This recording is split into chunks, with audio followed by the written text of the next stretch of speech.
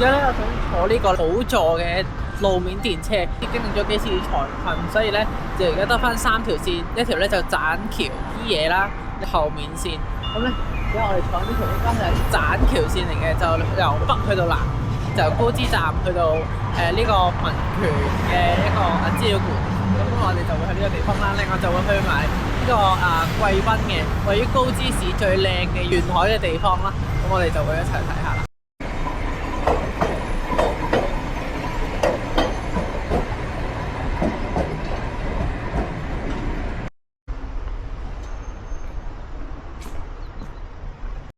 啱啱咧就睇完呢個高知民權自由紀念館啦，裏邊咧有3個展廳嘅，咁你可以跟住佢嗰個展廳行啦。咁咧就其實跟住啲年份去行嘅。呢一個高知民權自由紀念館咧，其實咧係為咗慶祝高知市成立100週年嚟興建出嚟。當時原來高知市或者叫做土佐市啦，呢度係爭取民主同埋爭取人權嘅一啲豐功偉績。而有好多嘅民主派啦，同埋改革先驅咧，好多都係來自呢一個土佐市，即係而家身處呢個高知市。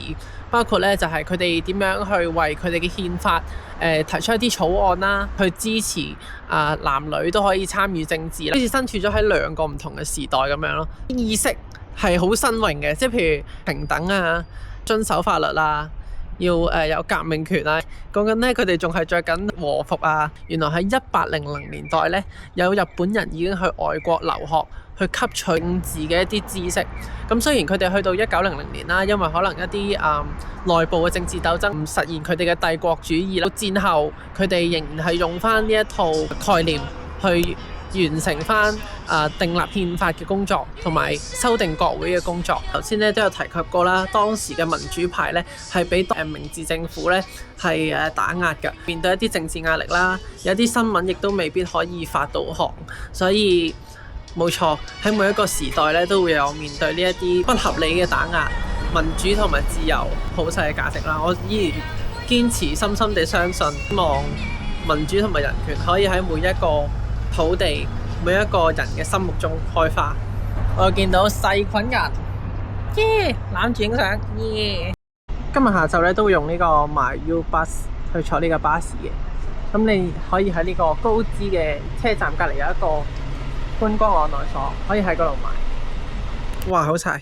每次咧去唔同嘅地方咧，我都會去佢嘅植物園嘅。咁我之前都有去過廣島箱根嗰個，亦都有去過。咁而家呢一個咧牧野植物園。牧野博士咧係呢個日本植物學之父啊，所以呢一個係好值得嚟。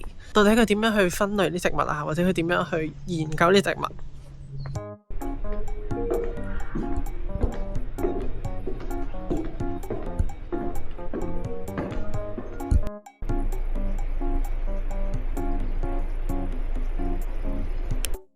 呢度嘅環境咧真係相當寧靜，雖然啲細路有啲嘈啊，但係咧佢嗰個我去咁多個植物園啦，呢度咧我覺得佢嗰個建築同埋嗰啲植物咧配合得好好，一個葉咁嘅形狀，咁跟住咧就包圍咗一個庭園，咁裏邊咧就有唔同嘅植物啦，跟住又整咗啲石頭啊，有啲流水啊、木板啊，成個件事係配合得好好，好融和嘅。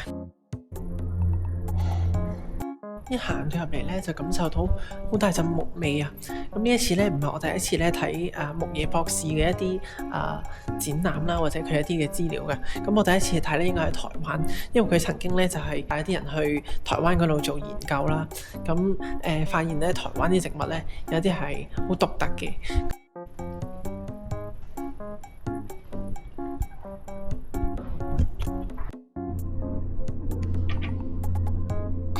勁恐怖！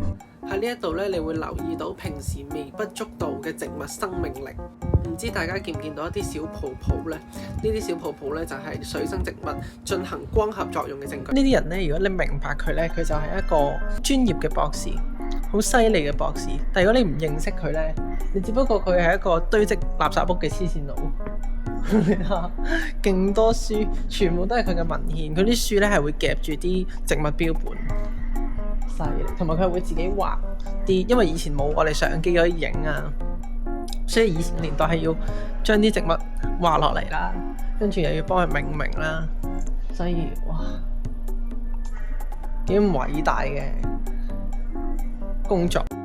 我而家咧沿路行嘅呢條路咧都係非常之香啊！我唔知佢係咪特登咧種咗一啲樹或者種咗一啲花或者一啲植物咧，會係有一啲香味，同埋個鼻即刻通晒，個心靈都通咗，耶！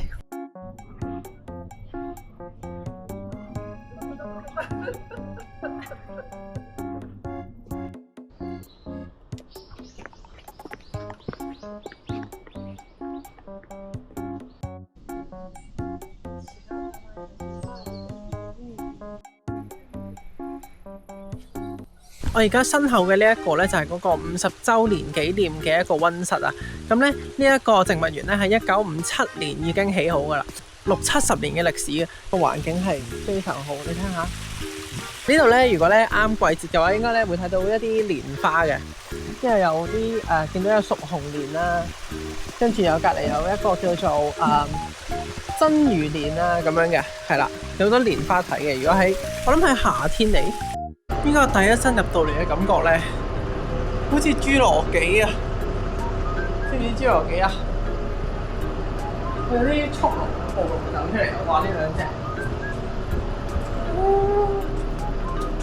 ，Hello， 哇！噔噔噔噔噔噔噔噔噔噔噔噔，哇！好香！有陣香嘅植物味。哎呦，蚱蜢軍團啊！哎呦，鬼鬼軍團，土樹，埋到個口得窿。另外咧，都好想喺呢一度咧，呼籲大家關注精神健康。喺香港咧，我哋平時會遇到好多嘅壓力，但係希望咧，大家咧都預留一啲空間、時間俾自己去喘息同埋休息嘅。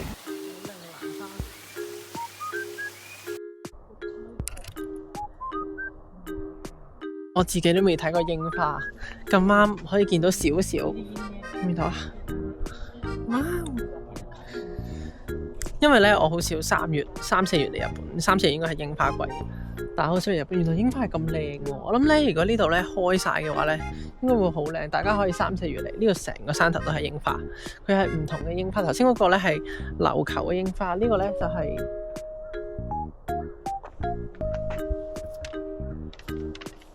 我都唔知邊度，總之好靚。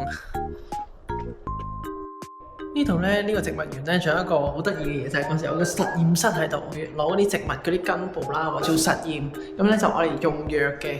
咁呢度就係佢哋個實驗室咯。呢度咧有寫話咧，木野博士咧勁中意呢隻花啦，即係咧佢細個嘅時候咧喺山上面已經見到呢隻花，已經好中意。去到佢晚年嘅時候，佢咧就將呢啲花咧搽自己塊面度，咁佢咧會覺得好香咧，佢就覺得好開心，敬佩。有啲人咧對於一種對於某一種嘢嘅嗰種追求咧，真係追求到極致，即係個生活每一個部分都有嗰樣嘢，就好似我去旅行咁，我嘅生活就只有旅行。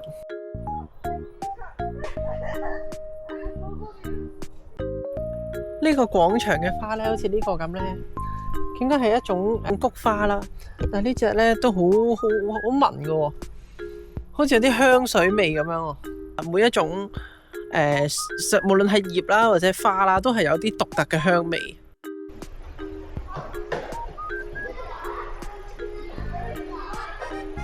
冇錯啦，我而家咧身後呢一個咧就係位於呢個貴賓嘅坂本龍馬紀念館，佢係第一個提出日本國呢個概念嘅人喎，咁應該都係一個好偉大嘅歷史人物。咁到底佢係邊個呢？我哋一齊入去學習更多。首先同佢揸個手先，揸個下，心連心，耶！啱啱咧就睇完呢個坂本龍馬嘅一個紀念館啦，咁其實裡面咧就係講關於19世紀啦，當時咧日本咧就面對緊外憂內患，時係德川幕府，所以日本係鎖國，就唔俾啲外國人入去做生意。日本嘅內部咧又流亂，坂本龍馬咧就幫助當時嘅德川幕府咧就去做呢個大政奉還，咁最後咧係成功咗，咁日本咧就進入咗另一個新嘅時代啦。不過好可惜咧，喺佢未見到日本開始興盛起上嚟嘅時候咧，佢已經俾人暗殺咗。佢只係得30幾歲嘅當時，咁好可惜啦。咁但係佢嘅精神啦，佢愛國啦、愛故鄉嘅情懷咧，依然係深深咁落喺每一個土佐高知人民嘅身上啦。同埋點解你見我拎住罐嘢呢？睇完呢個紀念館之後呢，佢個門口呢，個出口嗰度啊，一罐啤酒送俾你，係龍馬啤酒嚟嘅，咁都幾抵喎！你諗下，有啤酒送喎裏邊，跟住又多嘢睇啦。跟住其實入場費只不過係好似700 yen 到，咁呢，如果你買個 MyU Pass 咧就仲抵啲，可以減好似80 yen 咁樣啦。我發現咧，原來喺4國咧，如果你冇 debit 卡啦，如果冇信用卡嘅話咧，係好難，基本上係 impossible 係攞到日元㗎。你喺大阪喺東京咪會有啲機，我都試過入嗰啲機，跟住入張港幣落去，跟住彈翻啲yen出嚟噶嘛，但係呢度係冇噶，冇呢啲機噶，就算係人手咧，你去銀行咧問佢都好啦，佢咧唔會有噶，所以我建議嚟4國咧帶多啲現金，就唔好似我咁，我到最後一日咧，原來我先發現我張 debit 卡係插錯咗方向，所以我攞唔到錢。咁但係到最後一日咧，我命不該絕地我都插到，都救得翻自己嘅。咁即係而家我嚟到呢度睇呢個夕陽咧，都係因為我係嗰張卡救翻我啫。咁希望大家就都要關注呢一點啦。我哋而家嚟到最後一個景點貴賓。Yes, I am the VIP and this is VIP 貴賓。Yeah, I'm 貴賓。好靚呢個風景，見唔見到啊？超靚。此情此景，好想分享一下近排嘅感受。收到好多 supportive 嘅 feedback 啦，咁但係同時咧亦都好擔心我嘅安危。首先真係好多謝大家嘅關心，可能有時咧我真係會講一啲比較敏感嘅話題。作為一個前新聞系學生咧，呢啲關心咧已經係老生常談。今時今日咧，作為一個 YouTuber 或者我會自稱媒體工作者啦，有啲説話係真係唔講嘅，冇錯。呢一個係一種自我審查嚟嘅。我開呢一個 channel 咧，目的咧就係其實要分享有意義嘅旅行。我哋唔要淨係飲飲食食浸溫泉。生而為人嘅我哋應該要知道個世界發生過咩事。我認為呢一個係不能夠逃避嘅責任。喺孟子《行文攻下》裏面有一句説話：富貴不能淫，貧賤不能移，威武不能屈，此之為大丈夫。希望大家咧多讀一啲書，有志向，做一個會思考嘅人。再見啦，太平洋！最後一餐咧，我就嚟到呢個屋台安兵衛啊，就喺我酒店咧嘅對出，好少嘢食嘅啫，就餃子、拉麵同埋嗰個叫做鵝釘。咁咧，佢個餃子係好好食嘅，聽講，同埋個價錢都相宜，唔係好多打工仔嚟食，個氣氛好好嘅。咁而家7點鐘，咁啊第一轉啦，咁啊唔好多人，唔使排隊。但係咧晚晚咧，我喺樓上見到咧都要排隊嘅，所以大家咧就早啲嚟，一係就晏啲嚟咯。晏啲佢開到好似佢由夜晚7點開到凌晨3點都有，所以大家可以過嚟食。佢又喺鄭市中心咧，就唔會好遠嘅。正。はい、1名様出しましょう。どうぞ、1名さん。どうしましょう。何しましょう。平井さん、さあ始まり。はい、バナナ行こう。大家嚟食咧，一定要加佢個餃子汁同埋個辣油。個辣油咧係花生醬撈啊，有啲花生味。呢間白名店咧，我真係強烈推薦啊！我食咗一碗拉麵啦，跟住7隻餃子啦，跟住一碗鵝釘啦，大家估下幾多錢？係1700 yen 咋？1700 yen 啲港紙幾多錢啊？80蚊度啊？係啦，差唔多啦，80蚊啦。咁但係哇，真係飽到，好在我喺酒店隔離啊！我而家翻去真係唔講咁多，但係真係要嚟試下大家嚇，因為真係好好食，同埋個氣氛好好，佢哋都係好genki嘅嚇，所以大家一定要嚟試。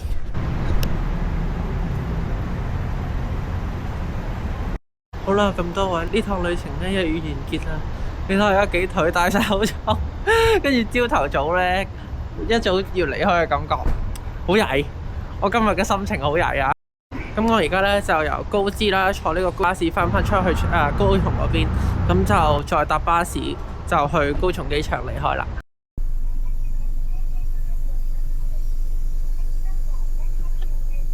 呢架車相當舒服，大推大家一定要搭由高知去高雄嘅巴士咧2個半鐘，咁咧可以躺平，完全我而家係躺平咗，令你後面感受，一陣都會坐翻好啦。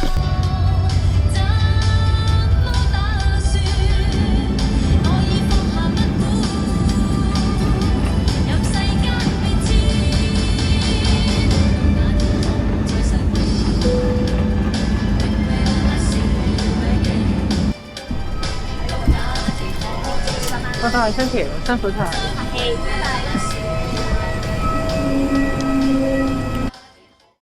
今日咧就係我最後一日咧喺高知，亦都係最後一日喺日本啦。咁咧多謝大家同我玩咗呢10幾日咁長嘅時間，我哋去咗好多地方，係咪？咁咧呢個咧係我第一次嘅拍片去記錄我整個旅程。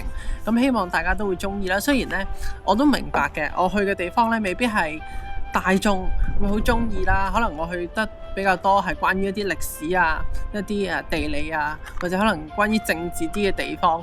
咁但係都希望我可以 reach 到某一啲感興趣，對於呢一啲隱世啲、安靜啲嘅地方嘅觀眾，希望佢哋都會中意呢一啲咁嘅題材。咁如果咧第時我哋去到第二啲國家啦，或者去日本其他地方，我都可以做得更好。咁首先好多謝大家嘅支持。咁我講下關於四國嘅感受啦。我覺得四國咧係一個好安靜啦、好舒服嘅地方嚟嘅。佢呢度咧其實真係冇乜人，好適合平時生活已經覺得好煩啊，放鬆一下嘅好地方咯。咁另外四國俾我嘅感覺咧就係嗰個人口老化啦，同埋佢係衰落得好犀利，唔係日本資源集中嘅地方啦。而且個人口咧不斷流失緊，我認為係呈現到最真實嘅日本，最原始、最自然嘅日本，其實係好值得我哋去保留。但係我哋要點樣保留，就要睇當地居民啦，我哋作為遊客點樣去選擇啦，同埋政府點樣去支持。咁到最後啦，再一次好多謝大家陪咗我呢10幾日，行咗咁多路，我計過我行咗10幾萬步啊！即係每一日我係行1萬幾2萬步噶，所以好多謝大家。未來咧，我會繼續拍更加多片去報答大家嘅支持。咁下一次咧，我哋應該咧就會去呢個馬來西亞。好多謝大家嘅支持，最後記得 like、share 同埋 subscribe。咁我哋下一條片、下一個旅程再見。